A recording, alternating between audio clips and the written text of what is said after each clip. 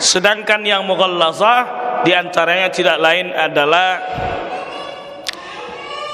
mohon maaf cakap, anjing, babi, bagian daripada najis mughallazah, najis besar. Kalau kita terpegang atau kena air liurnya, maka najis. Menurut mazhab Syafi'i yang najis itu adalah badan dan liurnya. Sedangkan sebagian mazhab yang lain, yang najis itu hanya liurnya saja.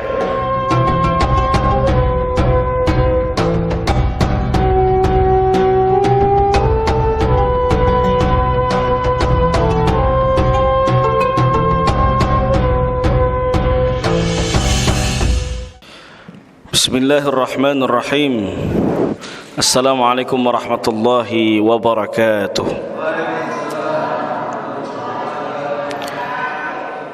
Alhamdulillahi wa kafa. Assalatu wassalamu ala rasulillahil mustafa wa ala alihi wa sahbihi ahli sidqi wal wafa wa ba'd.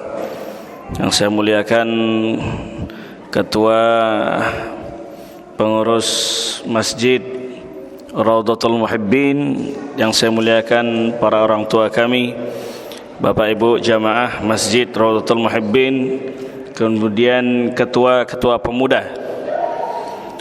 Pada kesempatan kali ini insyaallah kita akan melanjutkan kajian bulanan kita di masjid yang tercinta ini. Mohon maaf selalu terlambat karena memang setiap Jumat habis maghrib itu selalu ada kajian maghrib, jadi tidak bisa sholat isya di sini. Jadi Jumat itu full, kecuali memang kita melaksanakannya hari Sabtu. Cuma Sabtu ini pula orang malam minggu. Semakin hilang jamaah kita nanti. Sebelum kita lanjut kajian tematik, ada baiknya kita mengkaji kitab. Kitab yang akan kita kaji tidak lain adalah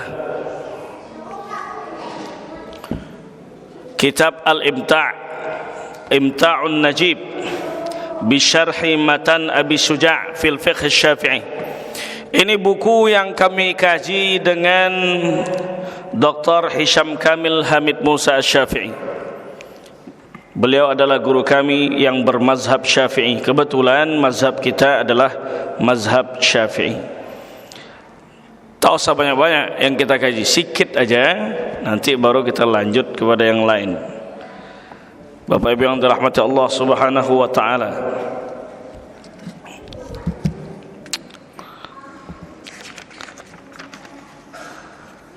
kita mulai dengan membaca bismillah. Bismillahirrahmanirrahim.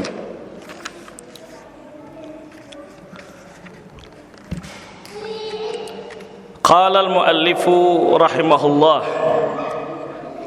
Matan daripada Abi Syuja', matannya kita baca. Kitabut Taharah, kitab yang bicara tentang kesucian atau bersuci. Sebenarnya ini remeh-temeh, tapi kalau seandainya kita ingin melaksanakan ibadah, terutama salat, maka mesti harus dalam kondisi yang bersih, suci, karena itu merupakan bagian dari syarat. Syarat dengan rukun beda. Syarat adalah sesuatu yang di luar daripada ibadah tersebut.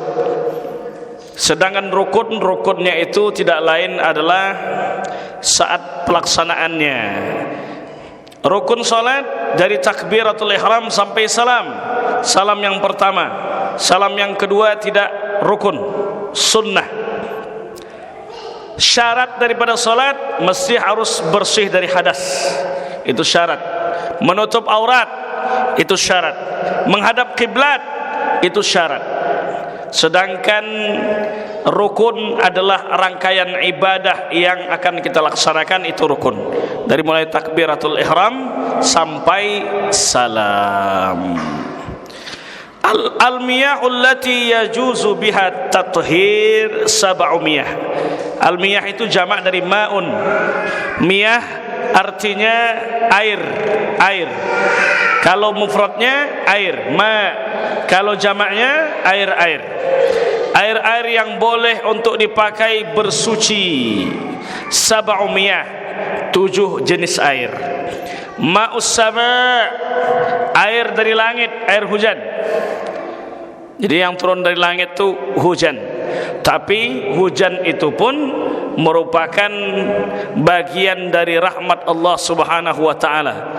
Jangan sampai kita mengira hujan itu bencana. Hujan itu rahmat dari Allah Subhanahu wa taala, dan kita disunnahkan membaca doa Allahumma sayyiban nafi'an. Ya Allah, jadikan hujan ini hujan yang bermanfaat bagi kami. Air turun dari langit, air hujan itu boleh dipakai untuk bersuci. Ma'ul bahri, air dari lautan. Air laut boleh untuk bersuci, walaupun asin, boleh untuk bersuci. Dalilnya, al-bahru huwa at-tahuru ma'uhu al-hillu maitatuhu. Dikutip juga dalam kitab Bulughul Maram. Laut itu suci lautnya, halal mayit-mayitnya. Mayit-mayit itu yang dimaksud Nabi itu tidak lain adalah hewan-hewan yang ada di dalamnya. Ikan halal untuk dimakan. Kalau yang bisa hidup di dua alam, itulah yang diperselisihkan para ulama. Ada ulama yang mengatakan makruh, ada yang mengatakan boleh, ada yang mengatakan halal. Kalau dalam mazhab Syafi'i hukumnya makruh, sedangkan dalam mazhab Hambali semua halal, sedangkan dalam mazhab Maliki semuanya halal kecuali hewan apapun halal kecuali anjing. Jadi kalau seandainya kita mau makan makanan hewan yang hidup di dua alam, kepiting misalnya, maka itu mau pakai mazhab Syafi'i boleh. Kalau mau pakai mazhab Hambali juga boleh. Malah mazhab Syafi'i makruh, sedangkan mazhab Hambali boleh. Kalau saya ikut mazhab Hambali, karena kepiting itu sedap. Payah belinya per ons. Orang tembilahan apa lagi? Kepiting itu susah untuk kita lepas dari kepiting itu. Sikat aja. Dalam mazhab Maliki boleh. Wa ma'ul bahri, air laut. Wa ma'un nahri, air sungai. Air sungai boleh untuk dipakai bersuci. Maka oleh sebab itu banyak orang yang membuat jamban di sungai. Mandi di situ, kemudian mencuci di situ, kemudian menghanyutkan segala sesuatu di situ. Itu air sungai. Wa ma'ul bi'ri, air sumur, bi'run, air kolam. Wa ma'ul ain, mata air. Kalau muncul mata air, dari baik itu airnya hitam atau airnya putih, tak ada jadi masalah. Karena kalau kita menggali air di Indragiri Hilir, airnya hitam. Mau airnya kuning sekalipun, kalau dia mata air boleh dipakai untuk bersuci. Wa ma'ul thalji, air es. Kita tak ada di sini. Di kutub utara tentunya orang itu ada es. Kemudian bersuci dengan air es boleh. Wa ma'ul barat, air yang dingin. Air yang dikeluarkan dari kulkas, air yang dingin boleh dipakai. Air itu bukan air minum, tapi kalau air minum suci tapi tidak mensucikan. Air yang dikeluarkan, air yang kita kalau seandainya di Mesir itu ada musim dingin. Musim dingin, maka air itu dingin, maka itu boleh untuk dipakai bersuci. 7 jenis air yang boleh untuk dipakai bersuci. At-taharah lughatan, Mensucikan itu secara bahasa artinya an-nazafah wa takhallus minal adnas al-hissiyah atau an-najasah. Mensucikan itu dalam bahasa artinya membersihkan, wa takhallus, dan menghilangkan minal adnas, dari berbagai macam jenis najis, wan najasah, an-najasah, najis, wal ma'nawiyah, dan juga mensucikan yang dalam bentuk maknawi, amradul khulub kal kibri wal hasad, termasuk diantaranya mensucikan hati dari al-kibru. Al-kibru artinya sombong, wal hasad, dan dengki.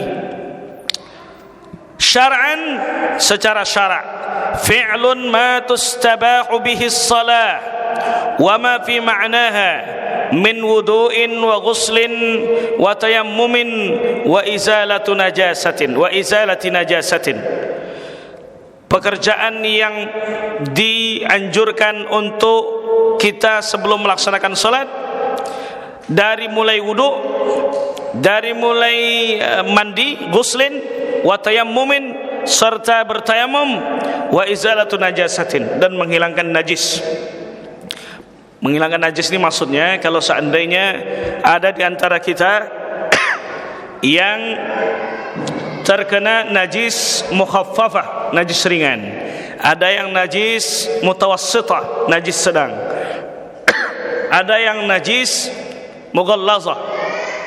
Kalau yang pertama, yang kedua, cukup dengan kita menyiramkan saja, menyiramkan sampai bersih, hilang bau, hilang warna, hilang bau, warna, rasa. Nah, itulah cara membersihkan najis yang ringan, najis yang sedang. Sedangkan yang mughallazah diantaranya tidak lain adalah, mohon maaf cakap, anjing, babi, bagian daripada najis mughallazah, najis besar. Kalau kita terpegang atau kena air liurnya, maka najis. Menurut mazhab Syafi'i yang najis itu adalah badan dan liurnya. Sedangkan sebagian mazhab yang lain, yang najis itu hanya liurnya saja.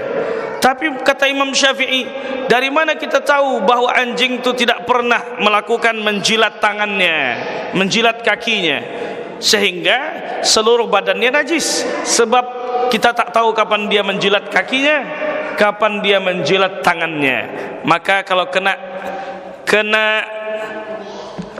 anjing, mesti harus dibersihkan tangan kita dengan cara apa? Disamak 7 kali air. 7 kali air dibasuh, salah satunya disamak. Samak itu dalam artian dicampur dengan tanah, salah satunya. Nah, kalau dicampur dengan tanah tentunya boleh di awal, boleh juga di akhir, tapi sebaiknya sebelum terakhir. Dicampur dengan tanah, dibersihkan.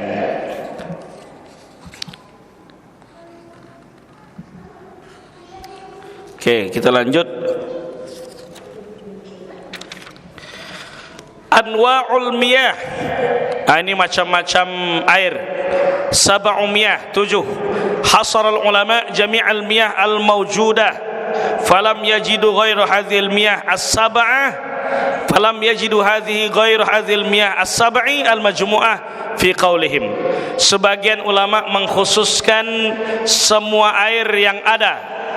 Falam yajidu ghairu hadhil miyah as-sab'i al-mawju'ah fi qaulihim ma nazala minas sama'i wa ma nab'u minal ardi. Ma'us sama' al-matar an-nazil minas sahab.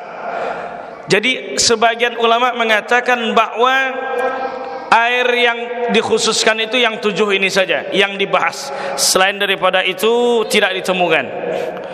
Ma nazala minas sama'i wa ma naba'a minal ardi.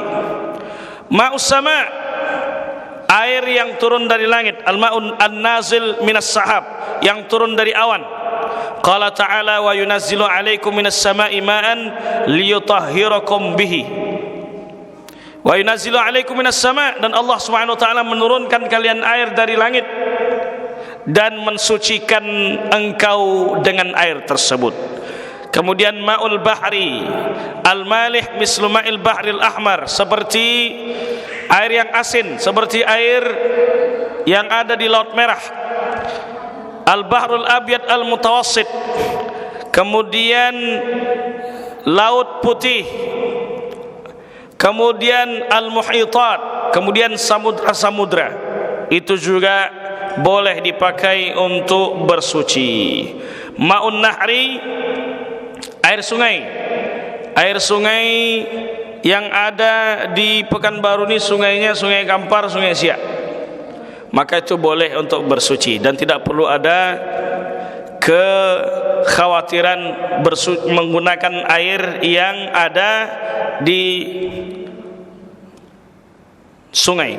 Ma'ul bi'ri, air kolam. Ma'ul ain, mata air. Ma'us salji, huwa ma al-matari an-nazil minas sama fi jawi syadidil burudah. Air yang turun kemudian dia membeku, yang ada di kawasan cuaca ekstrim syadid al-burudah, fayuaddi ila tajmid qataratil ma fayakunu thaljan. Lalu dia menjadikan itu sebagai salju dikarenakan air itu amat sangat dingin. Air yang dipakai untuk bersuci 7 itu tadi boleh. Kemudian selain daripada itu ada beberapa jenis air yang suci tapi tidak mensucikan. Air sirup marjan, air juga. Tapi dia suci tak? Suci, tapi dia tidak mensucikan. Tak bisa kita wuduk pakai sirup marjan, apalagi pakai es doger, tak bisa. Tak bisa kita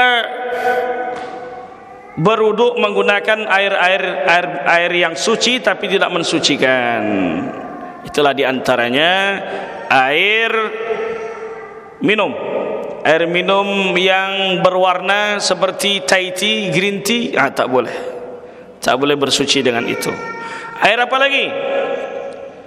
Air yang makruh, namanya air musyammas.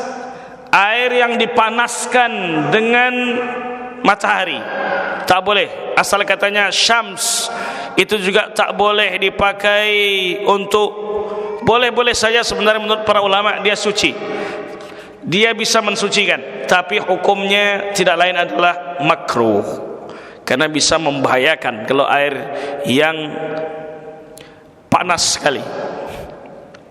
Kita bacakan. Summal miyahu ala arba'ati aqsamin. Lalu air itu juga terbagi menjadi 4. Tahirun mutahhirun ghairu makruh. Suci, mensucikan, tapi dia tak makruh. Wa huwal ma'al mutlaq, dan dia adalah air mutlak. Air mutlak itu sama seperti air kita ini. Air kayak gini, ini bukan air mutlak, ini juga, ini air minum namanya. Air mutlak itu maksudnya adalah air yang ada di ember, yang ada di dalam kolam, itu disebut air mutlak. Air yang turun dari langit, air mutlak. Air yang ada di sungai, ada di laut, juga air mutlak. Maka bersuci dengan air mutlak, tahir, suci dia, wa mutahhir, bisa mensucikan, ghairu makruh, tidak dibenci oleh Allah Subhanahu wa taala. Dalam mazhab Syafi'i, sebenarnya mazhab lain tidak sedetail ini, tapi dalam mazhab Syafi'i amat sangat hati-hati. Tahirun mutahhirun makruhun, suci dia, juga mensucikan, kemudian memakainya hukumnya makruh. Wahwal ma'u musyammas, dan dia adalah air yang dikeringkan, air yang dijemur di matahari. Boleh dipakai, cuma hukumnya makruh. Tahirun ghairu mutahhirin, suci dia tapi tak mensucikan. Wahwal ma'ul musta'malu wal mutaghayyiru bima khalatahu minat tahirat. Itulah air yang musta'mal, air yang sudah terpakai. Wal mutaghayyir, berubah dia. Berubah apa ya? Berubah bau, berubah rasa, berubah warna. Bima khalatahu minat tahirat, yang dia tercampur dengan sesuatu yang bersih pula. Dalam mazhab Syafi'i, air mesti harus 2 kulah. Hadis riwayat Tirmizi, iza balagal ma'u qullatani lam yunajjishu syai'. Kalau air sampai 2 kulah tidak akan menajiskannya sesuatu apapun. Berapa 2 kulah itu? Menurut Syekh Wahbah Zuhaili dalam kitab Al-Fiqhul Islami wa Adillatuhu 270 liter. Sebagian ulama mengatakan 250, ada yang mengatakan 260 liter itu air 2 kulah. Kalau air 2 kulah masuk sesuatu, sudah sampai 2 kulah, masuk sesuatu ke dalamnya, maka dia kalau tidak berubah bau, berubah rasa, berubah warna, air itu masih tetap boleh untuk dipakai. Tapi kalau seandainya kurang dari 2 kulah, jatuh cicak ke dalamnya, air itu tak boleh dipakai lagi. Karena air itu disebut dengan air musta'mal, dan dia sudah berubah bau, berubah rasa, berubah warna. Berubah warna ini dalam artian aslinya bening, aslinya bersih, lalu berubah menjadi air yang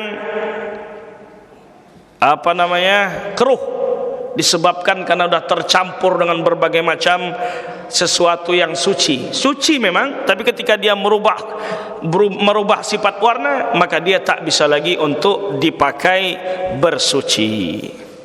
Untuk apa dikaji ini? Apa Pak Ustadz? Kita kan sudah ada keran. Iyalah, kita sudah ada keran, tak perlu khawatir lagi masalah air ini air musta'mal atau tidak. Air musta'mal itu sebagian saja mengatakan bahwa kalau dia kurang dari 2 kulah, kemudian jatuh sesuatu dari tubuh kita itu, air wudhu yang sudah dipakai jatuh ke dalam tempat bak yang kurang dari 2 kulah, maka air itu disebut dengan air musta'mal menurut sebagian. Maka itu tak boleh lagi untuk dipakai. Tapi sebagian besar mazhab Syafi'i tidak mengenal begitu, tidak memaknai demikian. Yang ada adalah air yang musta'mal itu masih tetap boleh dipakai walaupun jatuh bekas wuduk kita ke dalam itu, air itu masih boleh untuk dipakai. Itulah juga yang merupakan mazhabnya Hambali dan Hanafi. Dalil mereka, walaqad karramna bani Adam, kami telah memuliakan manusia.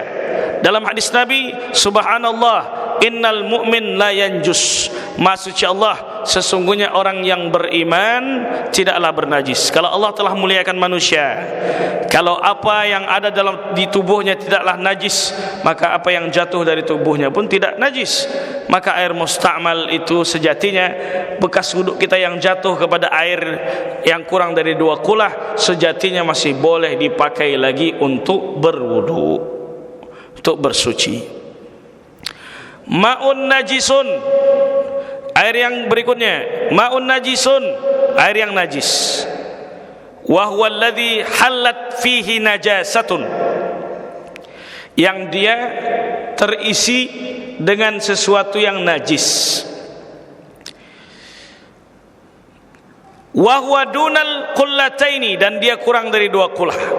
Au kana qullataini fataghayyara, atau 2 kulah tapi dia berubah warna.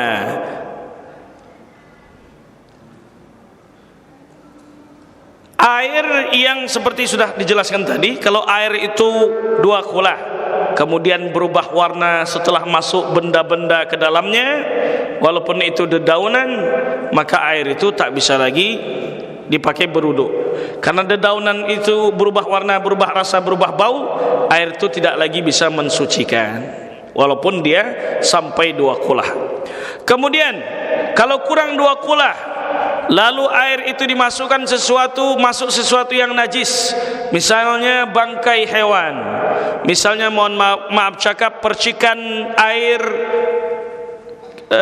kencing, masuk ke dalamnya, maka air itu tidak bisa dipakai untuk bersuci karena dia najis.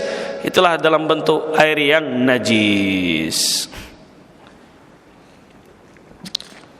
Ini masalah air.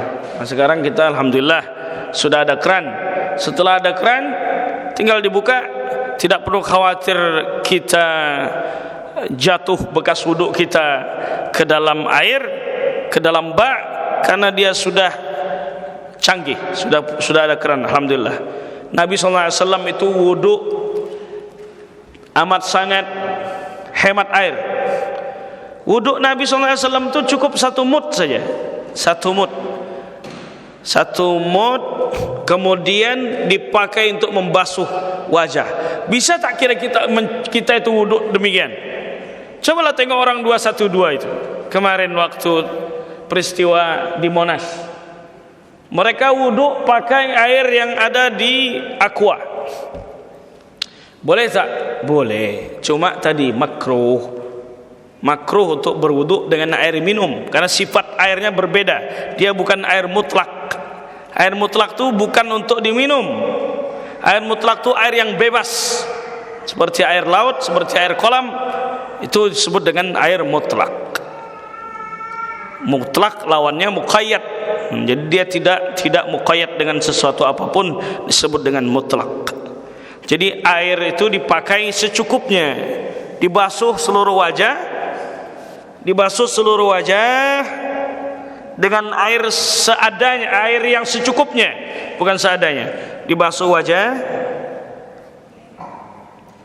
dibasuh sampai ini ujung pangkal telinga nih, itu mazhab Syafi'i, kemudian sampai dagu, itu wajah.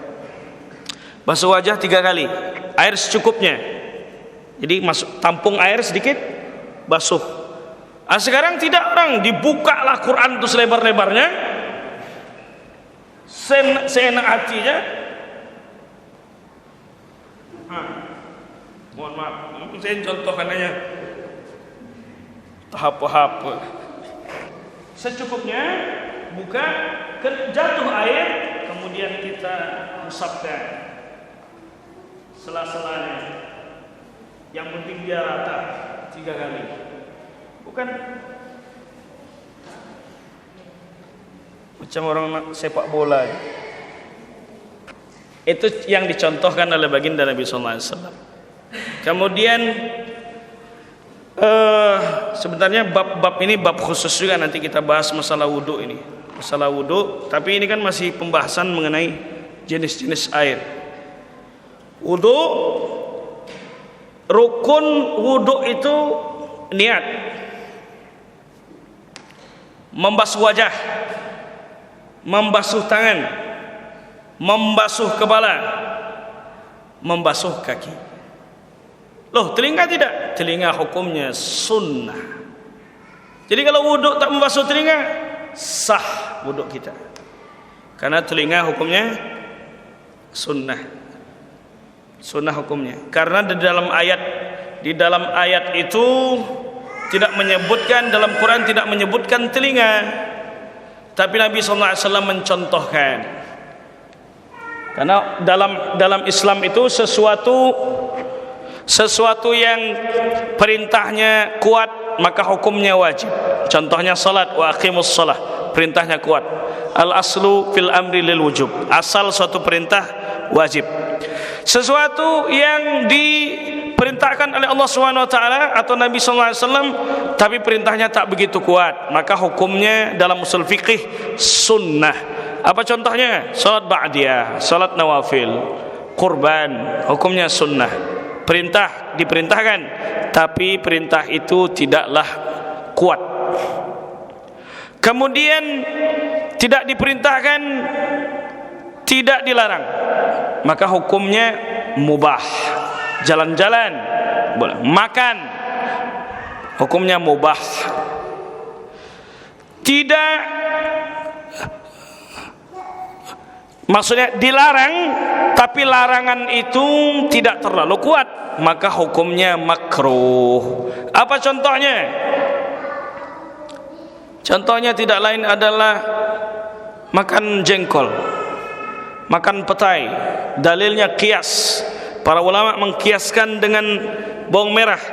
Kata Nabi sallallahu alaihi wasallam, "Man akalal basal," siapa yang makan bawang merah, wal qurras, bawang putih, wal wathum, bawang perai, fala yaqrabanna masjidana, jangan dekat-dekat dengan masjid kami, li'annal malaikata tata'adza mimma yata'adza minhu banu Adam, karena malaikat merasa terganggu dengan bau tersebut sebagaimana manusia terganggu dengan bau bawang merah.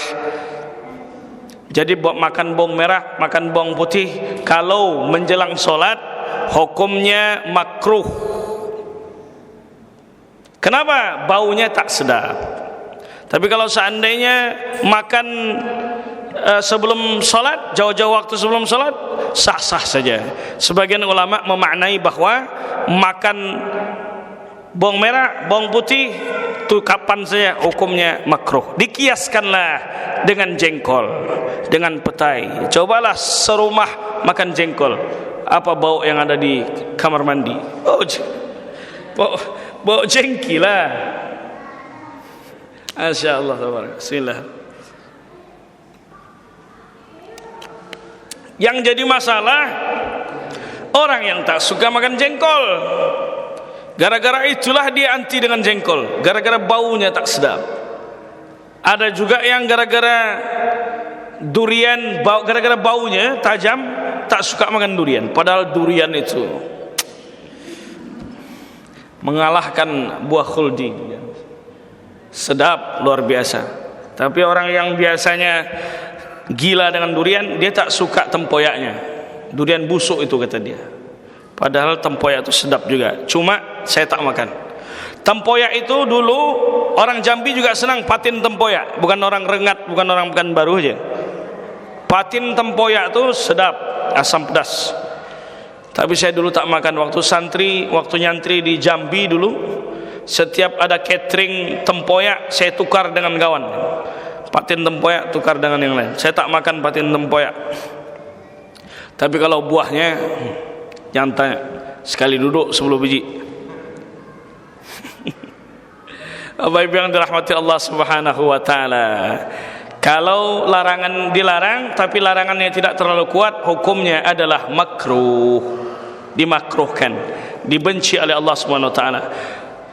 Kemudian kalau larangannya amat sangat kuat, maka hukumnya haram. Di antaranya adalah perzinahan, di antaranya adalah khamar. Itu tak ada toleransi. Hukumnya haram. Khamar najis atau tak najis? Menurut mazhab Syafi'i, khamar hukumnya najis. Sehingga mesti harus disucikan. Orang yang menyentuh khamar bukan saja meminumnya berdosa, tapi ketika menyentuhnya najis. Beda antara najis dengan dosa. Kalau kita memegang anjing itu najis secara hukum fikih, tapi dia tidak dosa.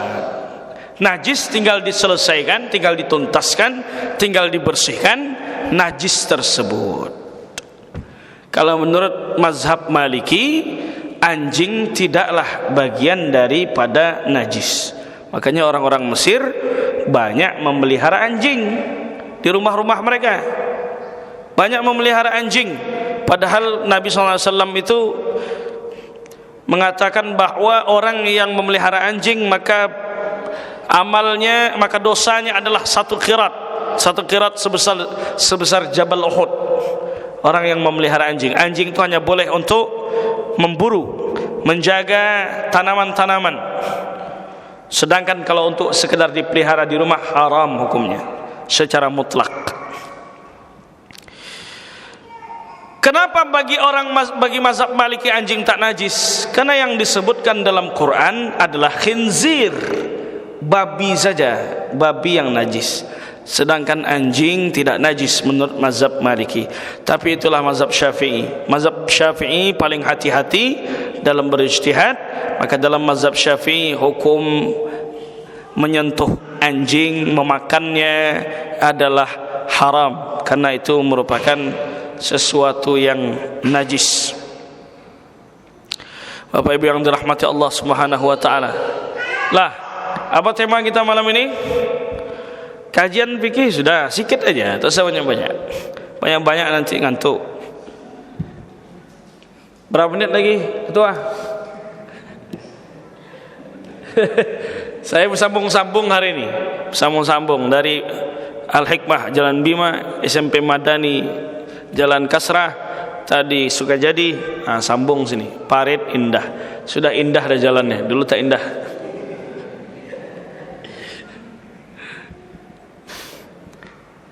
Pak Ibu yang dirahmati Allah Subhanahu wa taala. Disebutkan dalam hadis baginda Nabi sallallahu alaihi wasallam, hadis yang keempat, bahwa inna ahadakum yujma'u khalquhu fi batni ummihi 40 yawman nutfah, bahwa kalian itu dikumpulkan di perut mak kalian di usia 40 hari sebagai sperma dulu. Pertama sperma, nutfah. Summa yakunu mudghatan misla dhalik. Summa yakunu alaqatan misla dhalik. Lalu menjadi segumpal darah di usia 40 hari itu juga. Summa yakunu mudghatan misla dhalik. Lalu menjadi segumpal daging di bulan di 40 hari itu juga. Wa yursalu al-malaku fayanfukhu fihi ruh. Kemudian dikirimkan malaikat Allah, kemudian ditiupkan di dalamnya roh. Jadi roh ditiupkan di usia di 40 hari di dalam perut seorang ibu. Wa yu'maru bi 4 kalimat.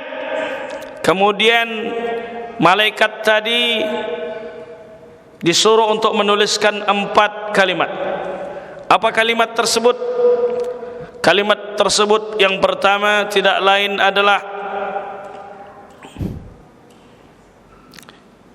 bikatsbi rizkihi, tentang rezekinya, dituliskan rezekinya. Wa amalihi, dan amal-amalnya ketika hidup di dunia. Wa ajalihi, ajal kematiannya. Wa syaqiyyun aw sa'idun.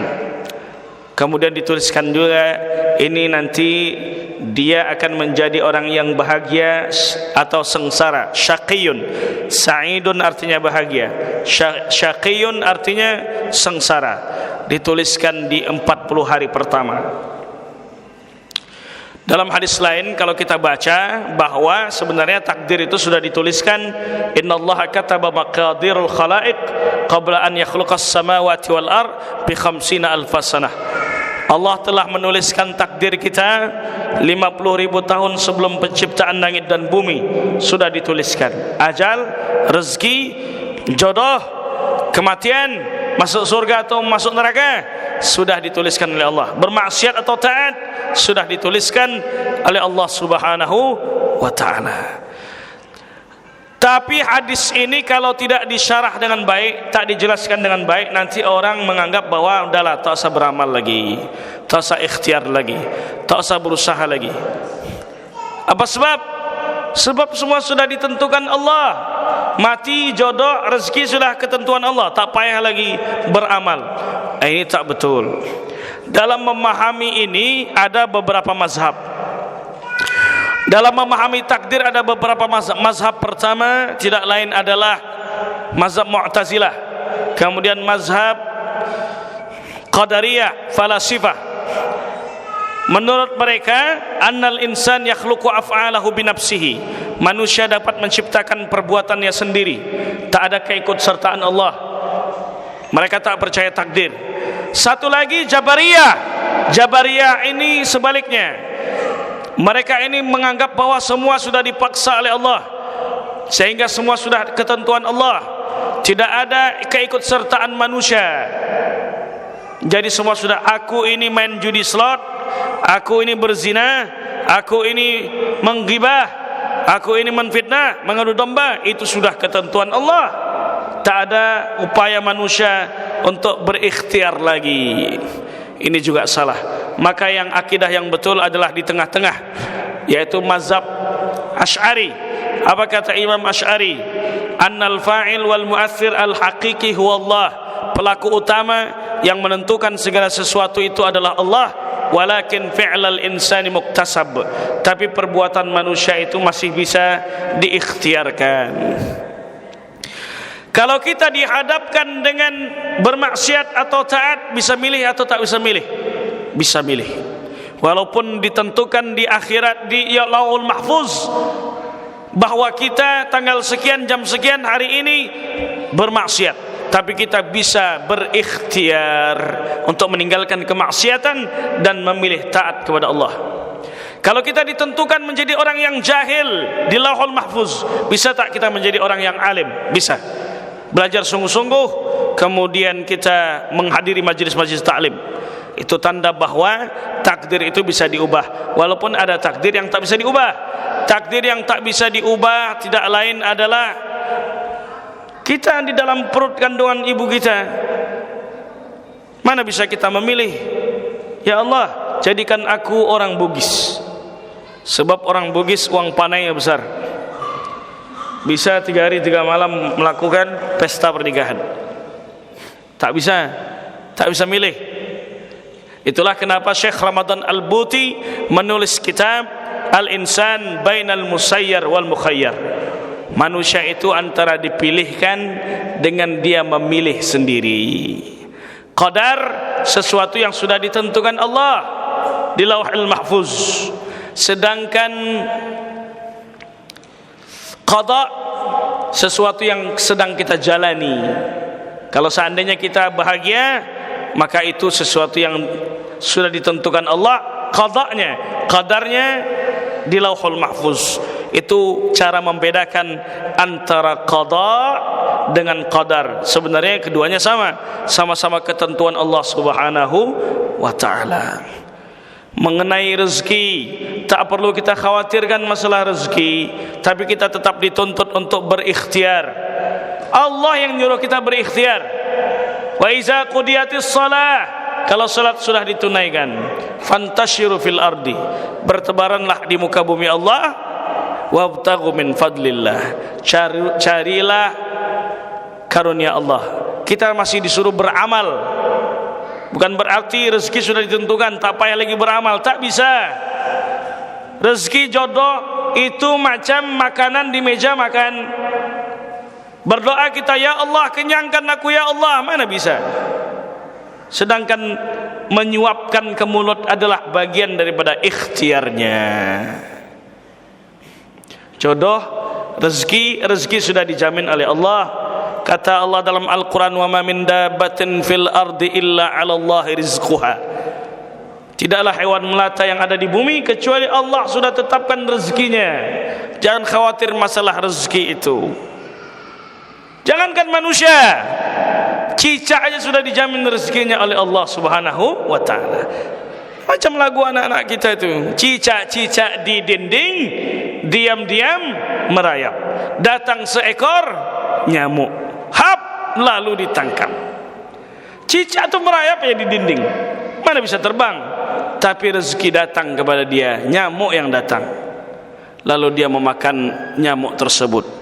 Cicak saja dijamin rezekinya oleh Allah. Masa kita manusia takut? Ketakutan itulah yang ada pada generasi muda. Takut menikah, nanti anak bini nak dikasih makan apa? Tak mungkin ku kasih makan dempul, kata dia kan. Oleh sebab itu tak perlu khawatir, Allah yang jamin. Ayyakunu fuqara yughnihumullah. Kalau seandainya mereka fakir miskin, Allah yang akan mencukupkan. Allah yang akan memberikan mereka rezeki. Syaratnya takwa. Karena orang yang sudah menikah, wa ahsanu lil farji, mereka akan menjaga kemuliaan.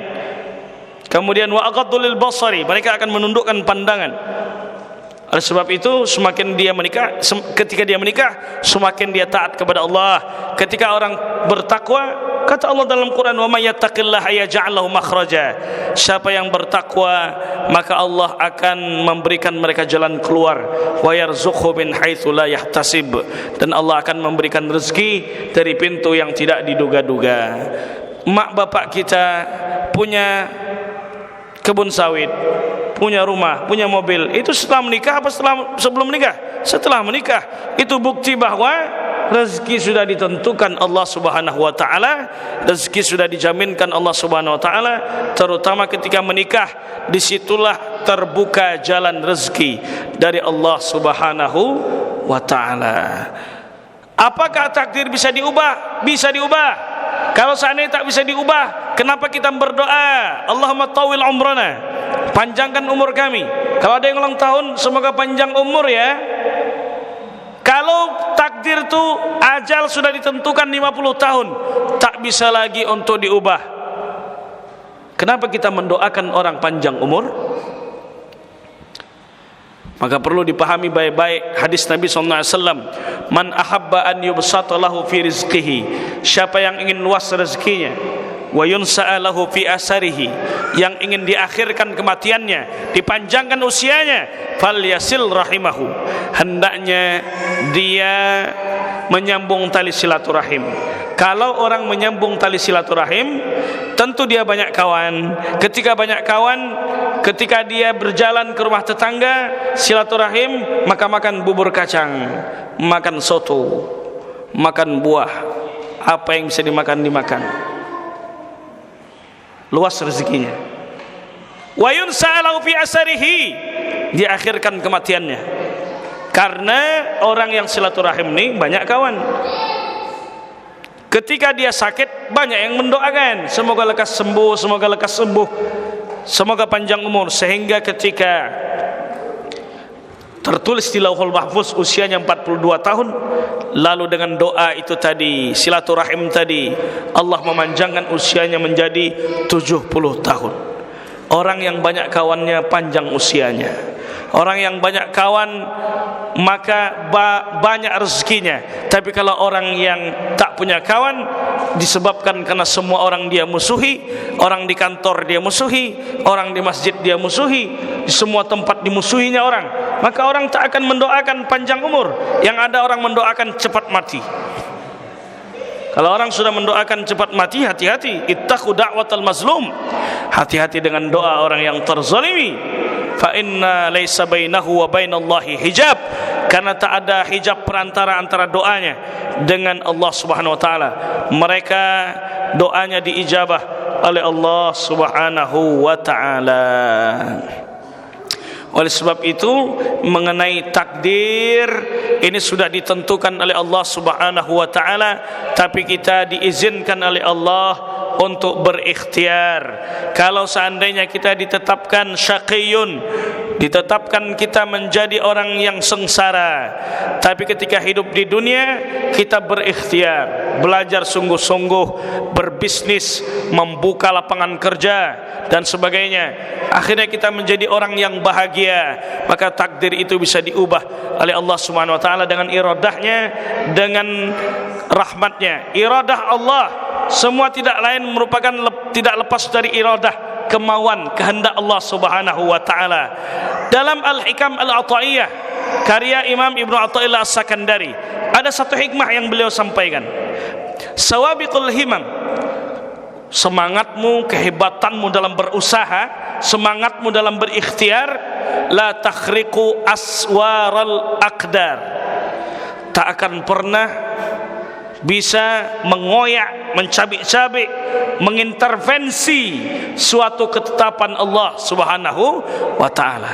Maka tidak lain adalah kalau orang sudah punya rencana, berusaha, berdoa, tapi rencana itu tidak sesuai dengan apa yang diinginkan, tidak berjalan dengan apa yang dia mau, maka tidak lain adalah itu merupakan sesuatu yang ditetapkan Allah, dan tak bisa kita lagi untuk menentang hal tersebut. Kita tinggal ridha terhadap ketetapan Allah. Irda bima qassama Allah takun agnan nas. Ridhalah terhadap ketetapan Allah, kalian akan menjadi manusia yang paling bahagia, paling kaya. Karena yang dimaksud dengan kaya tidak lain adalah laisal ghina an kathratil aradi. Kekayaan itu bukan kekayaan harta, walakin ginan nafsi kullul gina, tapi kekayaan hati adalah kekayaan yang sesungguhnya. Bukti bahwa Kekayaan itu tidak menjamin seseorang bahagia, walaupun ada juga yang bahagia dengan kekayaan. Berapa banyak orang yang hartanya miliaran, tapi dia tak bisa makan apa-apa lagi kecuali makan ubi kayu. Tak bisa makan apa-apa lagi. Sebab kalau dia makan sesuatu, nanti takut menyebabkan asam urat, diabetes meletus, kemudian jantung koroner, maka dia tak bisa makan apa-apa lagi. Itulah yang membuktikan bahwa sesungguhnya kebahagiaan itu ada pada kekayaan hati. Kalau orang kehilangan seseorang yang dia cintai, kehilangan anak, kehilangan istri, kehilangan bapak, kehilangan ibu, maka dia mungkin sedih, itu manusiawi. Tapi dia tidak akan pernah larut dalam kesedihan. Apa sebab? Karena orang yang beriman kepada Allah, dia yakin bahwa perpisahan di dunia hanya perpisahan sebentar saja. Karena kita nanti akan berjumpa dengan orang yang kita kasihi, orang yang kita cintai, itu kekal di akhirat kelak. Wal akhiratu khairu wa abqa. Akhirat, di akhirat itu tidak lain adalah semuanya kekal. Dunia sementara, tapi di akhirat nanti kekal. Dia akan dikumpulkan nanti kita dengan orang yang kita cintai di akhirat kelak. Ada seorang sahabat datang, dia memeluk Rasulullah. Ketika dia memeluk Rasulullah sallallahu alaihi wasallam, dia menangis. Kenapa engkau wahai sahabatku? Kata dia, aku berbeda kasta ya wahai Rasulullah. Aku ini berkulit hitam wahai Rasulullah. Aku khawatir nanti di akhirat tak bisa memeluk engkau wahai Rasulullah. Maka dia memeluk Rasulullah dan mencium baginda Nabi. Kemudian keluarlah hadis, almar'u ma'aman ahabba. Seseorang akan dikumpulkan kelak dengan orang yang dia cintai. Kalau yang dia cintai, yang dia jadikan figur adalah liminho, maka dia kumpulkan nanti di akhirat dengan liminho. Kalau yang dia cintai adalah Roma Irama, maka dia akan dikumpulkan dengan Roma Irama. Kalau yang dia cintai ini adalah Lionel Messi, Kevin De Bruyne, Charles Puyol, Cristiano Ronaldo, nanti di akhirat dia akan dikumpulkan dengan CR7. Kalau yang dicintai adalah Tuan Guru Abdul Somad, Buya Yahya, Ustadz Adi Hidayat. Saya tak bisa disingkat-singkat macam UAS, UAH itu. Karena kalau seandainya Ricky Ardiansyah Al-Banjari, nanti kalau disingkat urap. Urap itu makanan kita. Tak bisa macam-macam orang itu. Al-fadlul lil mubtadi. Kemuliaan itu bagi yang pertama, pemula. Maka siapapun ustadz kalau mau singkat-singkat tak akan pernah masyhur kecuali UAS dan UAH. Nah itu aja. Tak ada lagi yang lain. Karena al-fadlu lil mubtadi wa in ahsanal muqtadi. Kemuliaan itu bagi yang bermula, walaupun yang ikut-ikut lebih baik. Kemuliaan itu tetap bagi pemula. Apa bukti? Buktinya kalau kita naik motor, apa yang kita sebut? Naik Honda, padahal Suzuki Yamaha. Mau beli apa? Beli Baygon, padahal Pave. Mau beli Rinso, padahal Daya. Sebab orang-orang nih, barang-barang nih, dia pendahulu. Maka kemuliaan itu ada pada pendahulu. Ada autan bang? Ada. Ini autan, padahal Sovel. Kemuliaan ada pada pemula, walaupun yang ikut-ikut kualitas lebih hebat. Macam tu. Ya tak pakcik? Wa ibadati Allah Subhanahu wa taala, ridha terhadap ketetapan Allah, engkau jadi orang paling kaya.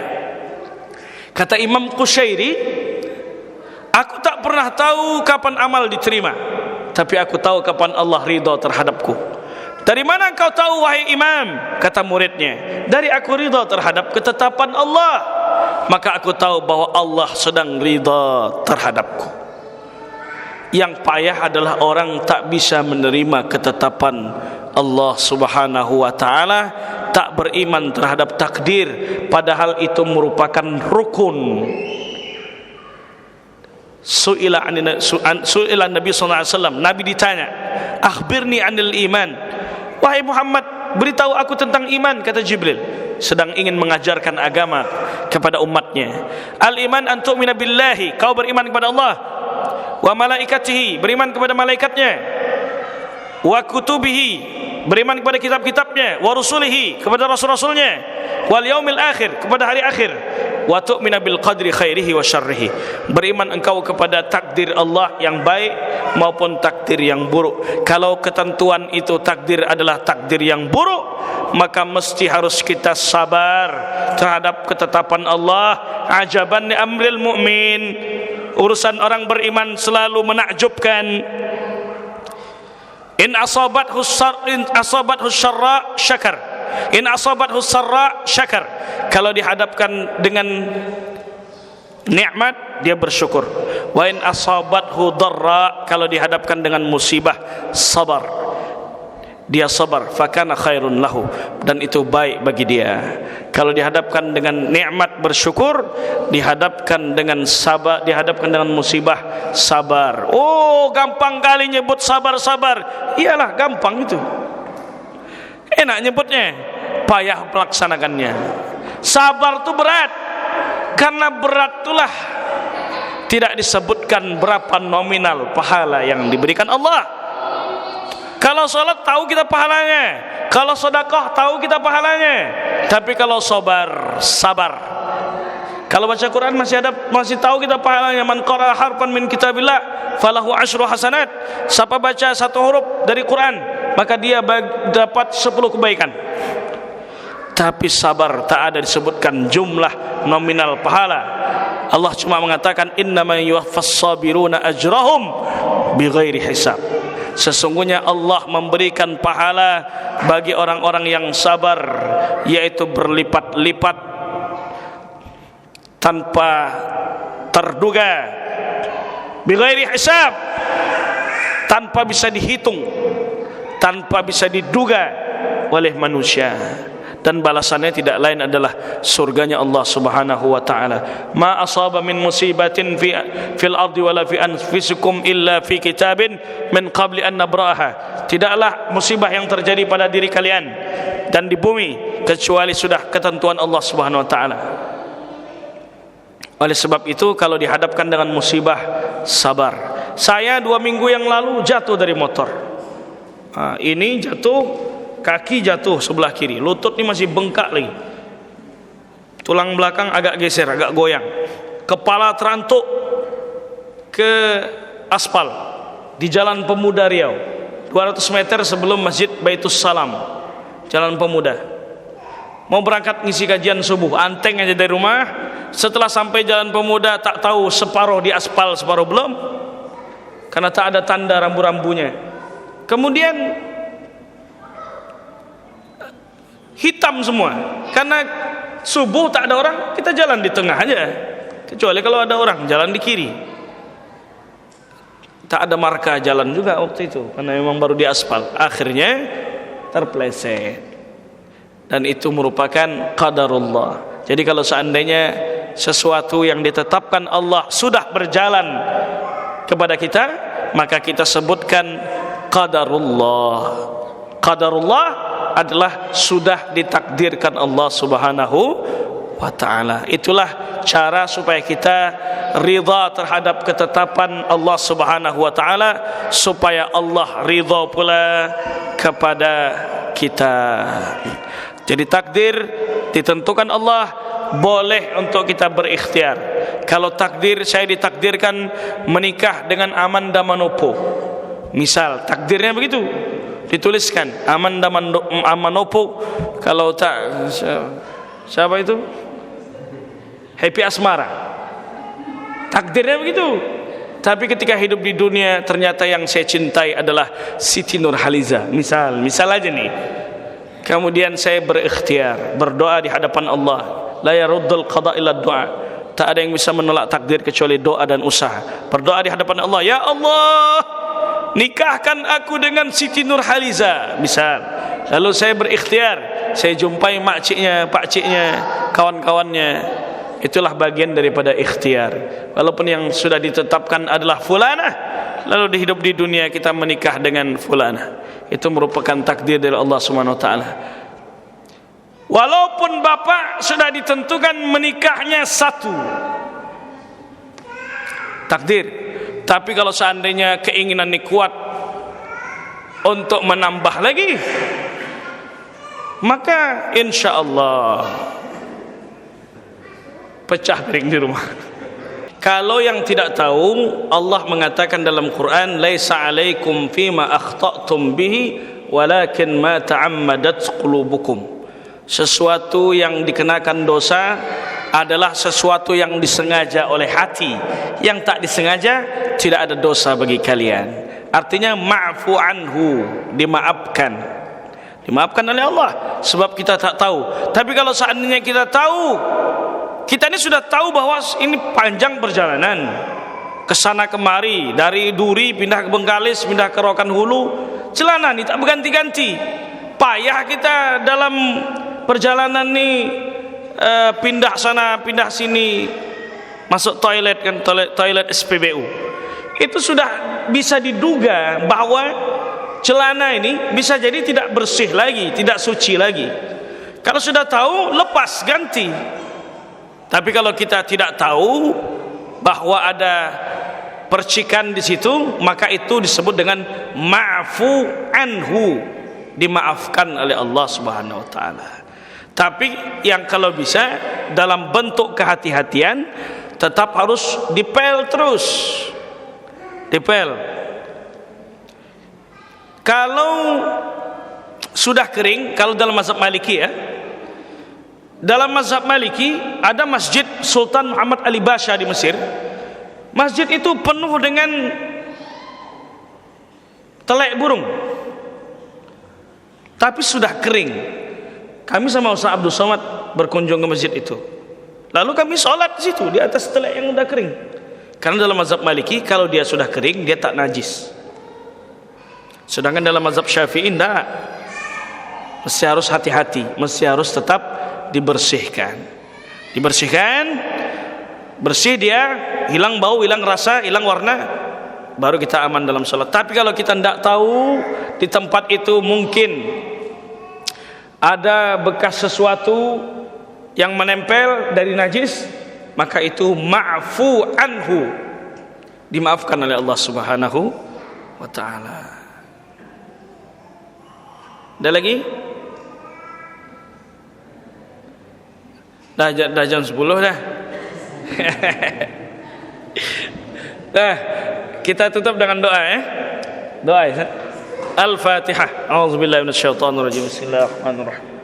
Alhamdulillahirabbil alamin arrahmanir rahim maliki yaumiddin. Iyyaka na'budu wa iyyaka nasta'in ihdinas siratal mustaqim. Siratal ladzina an'amta 'alaihim ghairil maghdubi 'alaihim waladdallin. Amin. Amin. A'udzubillahi minasyaitonir rajim. Bismillahirrahmanirrahim. Alhamdulillahirabbil alamin wassalatu wassalamu ala asyrafil anbiya wal mursalin wa ala alihi wa sahbihi rasulillah ajma'in.